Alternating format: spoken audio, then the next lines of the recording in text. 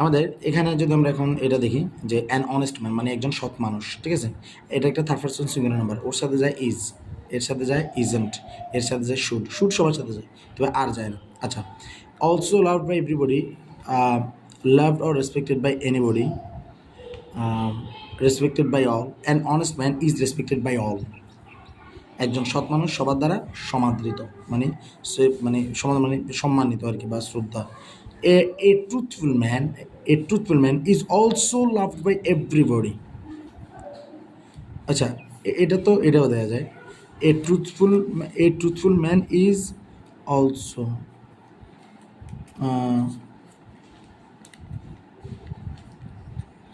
এটা কি বলা যায়, a truthful man is also loved by everybody, এটাও বলা যায়। আবার is loved or respected by anybody, না এটা হবে a truthful man is also loved by everybody.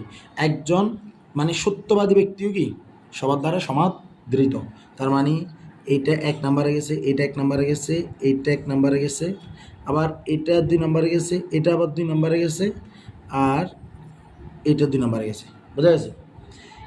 A dishonest man মানে একজন অসৎ ব্যক্তি। অসৎ ব্যক্তি কী হতে পারে? ইজ নট বা ইজন্ট, মানে অসৎ ব্যক্তি হয় না, কি হয় না, loved or respected by anybody. সে এ ডিসঅনেস্ট ম্যান, এটা হলো যে আমাদের 3 নাম্বার, এটা হলো আমাদের 3 নাম্বার, এটা হলো আমাদের 3 number, loved or respected by anybody, মানে isn't loved or respected by anybody. সে কারো দ্বারা ভালোবাসাও পায় না, আবার কি সমাদৃত হয় না, মানে সম্মানও পায় না।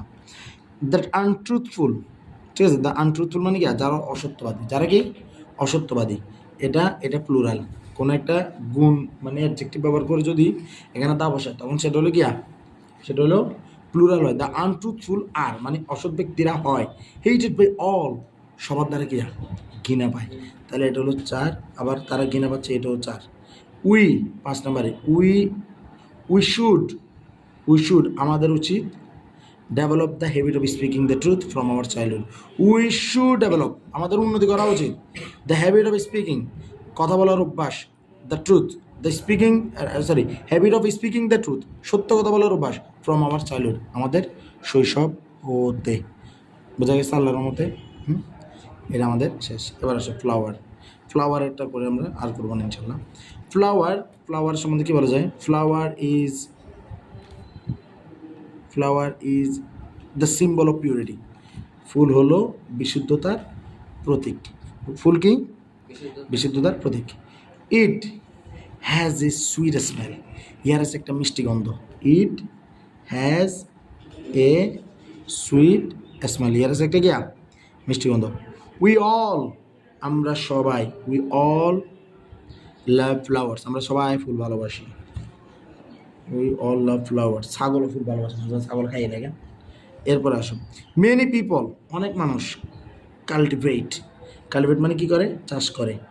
কাল্টিভেট ফ্লাওয়ার্স মানে ফুল চাষ করে। নাও এডেস বর্তমানে ফর কমার্শিয়াল পারপাস, বাণিজ্যিক উদ্দেশ্যে ফুল নয় বাণিজ্য করে। কত বড় বেয়াদব, যেটা করতেছে তারা, ঠিক আছে।